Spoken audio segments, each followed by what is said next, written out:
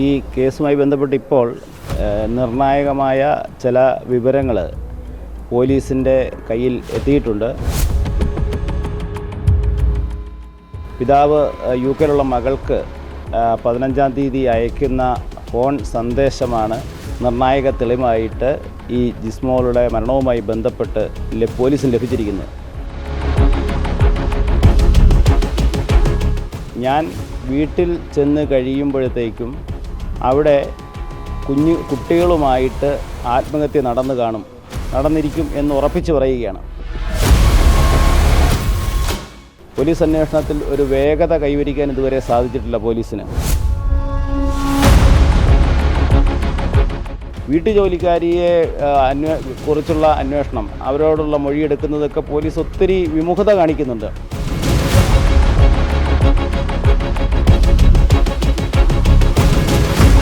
നമസ്കാരം. ഹൈക്കോടതി അഭിഭാഷകയായ ജിസ്മോൾ 2 പെൺകുഞ്ഞുങ്ങളുമായി ജീവനൊടുക്കിയ സംഭവത്തിൽ നിർണായക വിവരങ്ങളാണ് ഇപ്പോൾ പുറത്തു വരുന്നത്. ജിസ്മോളുടെ ഭർത്തൃ പിതാവും ഇപ്പോൾ ജയിലിൽ കഴിയുകയാണ്. ഭർത്തൃപിതാവിൻ്റെ ശബ്ദ സന്ദേശം ഉൾപ്പെടെ പോലീസ് തെളിവായി എടുത്തിട്ടുണ്ട്. അദ്ദേഹത്തിൻ്റെ ശബ്ദ പരിശോധന അത് കൃത്യമാണോ എന്നറിയുന്നതിനുള്ളൊരു പരിശോധനയും നടന്നു വരികയാണ്.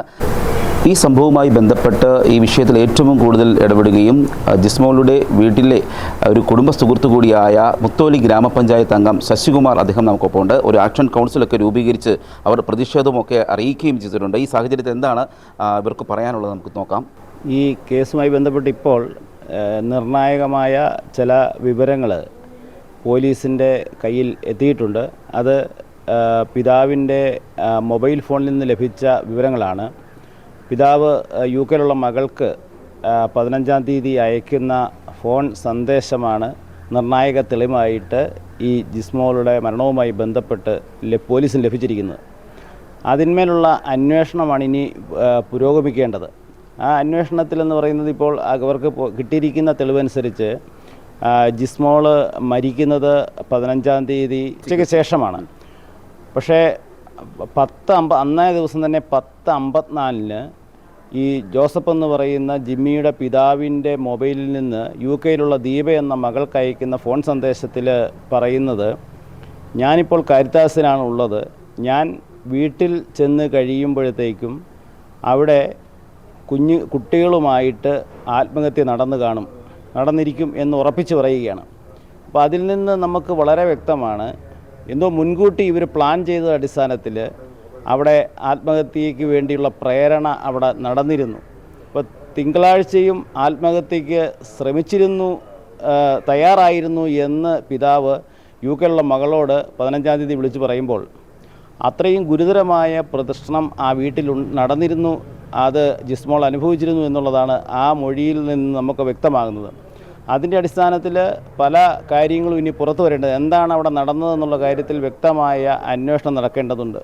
അതോടൊപ്പം പോലീസ് അന്വേഷണം വളരെ ഇഴഞ്ഞാണ് നീങ്ങുന്നത്. പോലീസ് അന്വേഷണത്തിൽ ഒരു വേഗത കൈവരിക്കാൻ ഇതുവരെ സാധിച്ചിട്ടില്ല പോലീസിന്. കാരണം ജിസ്മോളുടെ അമ്മായിയമ്മയെ ഇതുവരെ പോലീസിന് ചോദ്യം ചെയ്യാൻ സാധിച്ചിട്ടില്ല. ഹോസ്പിറ്റലൈസ്ഡ് ആണ് എന്ന് പറഞ്ഞിരുന്നാലും അതിനു മുമ്പ് അവർ വീട്ടിലുണ്ടായിരുന്നു. ഇപ്പോൾ ഡിസ്ചാർജായി വീട്ടിലുണ്ട്.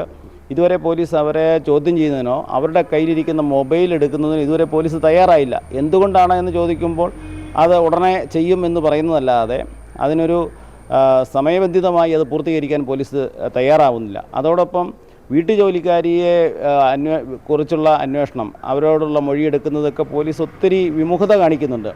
അപ്പോൾ എവിടെയൊക്കെയോ എന്തൊക്കെയോ ഒരു സമ്മർദ്ദം പോലീസിൻ്റെ മേലുള്ളതായിട്ട് നമുക്ക് വളരെ വ്യക്തമായിട്ട് മനസ്സിലാക്കാൻ സാധിച്ചിട്ടുണ്ട്. അതോടൊപ്പം ഇപ്പോൾ ദീപ യുകെയിലാണ്. ദീപയുടെ മൊബൈലിലേക്കാണ് ഈ മെസ്സേജ് എല്ലാം പോയിരിക്കുന്നത്. അങ്ങനെയുണ്ടെങ്കിൽ അതിന് മുമ്പും പിൻപുമുള്ള ഒരുപാട് മെസ്സേജുകൾ ദീപയുടെ ഫോണിൽ ഉണ്ടായിരിക്കും. അത് റീഡ്രൈവ് ചെയ്തെടുക്കണമെങ്കിലും അവരുടെ ഫോൺ കൈവശം എടുക്കണമെങ്കിലും ഒക്കെ അവരെ അറസ്റ്റ് ചെയ്യേണ്ടതുണ്ട്. അതിന് ലുക്കൗട്ട് നോട്ടീസ് കൊണ്ട് അവരെ അറസ്റ്റ് ചെയ്ത് ഇത് ചെയ്യാൻ സാധിക്കില്ല.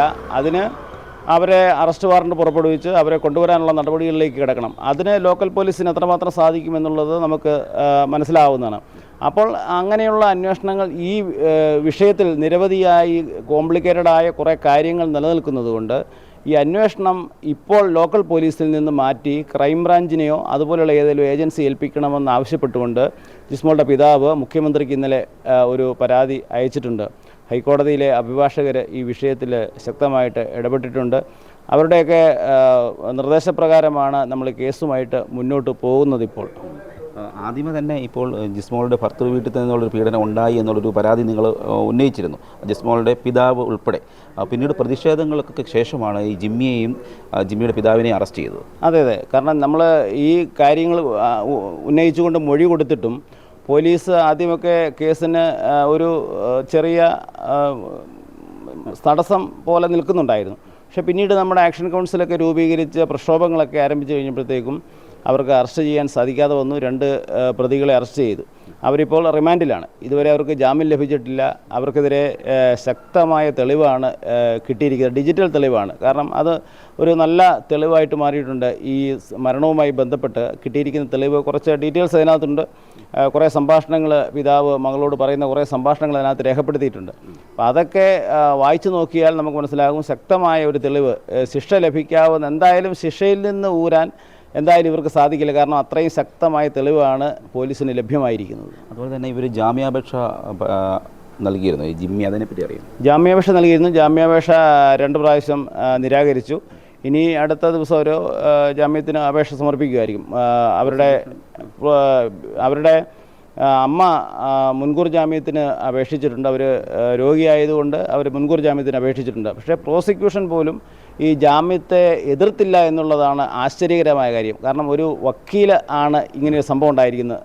ഈ പ്രോസിക്യൂഷനൊക്കെ പ്രോസിക്യൂട്ടർ ശ്രദ്ധിക്കേണ്ടത് അവരോടൊപ്പമുള്ള ഒരു സഹപ്രവർത്തകയ്ക്കാണ് ഈ ഗതികേട് ഉണ്ടായിട്ട് പോലും കോടതിയിൽ ഈ പ്രോസിക്യൂട്ടർ ജാമ്യത്തെ എതിർത്തില്ല എന്ന് കണ്ടത് വളരെ ആശ്ചര്യമായി ഞങ്ങൾക്ക് തോന്നി.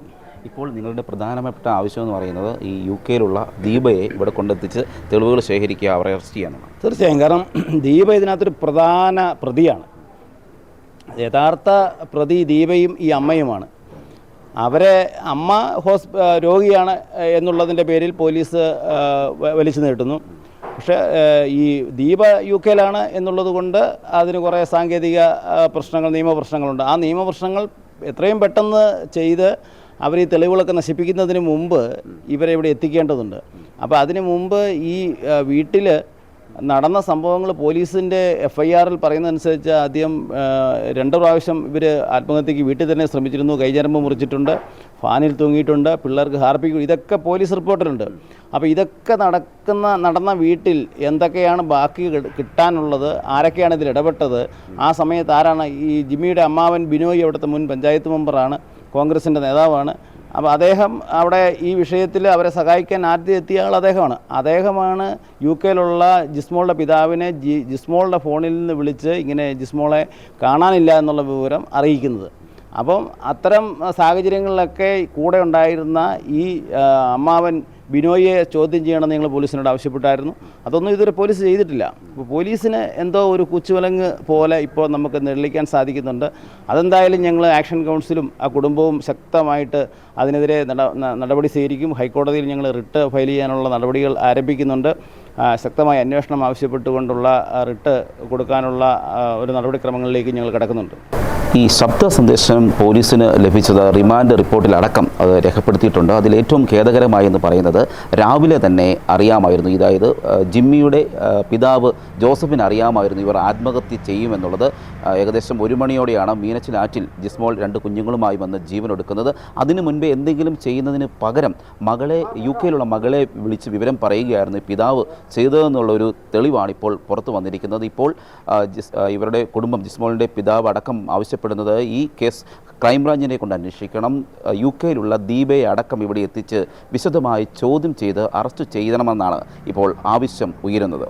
ജിതിനൊപ്പം CR ശ്യാം, മറുനാടൻ മലയാളി, കോട്ടയം.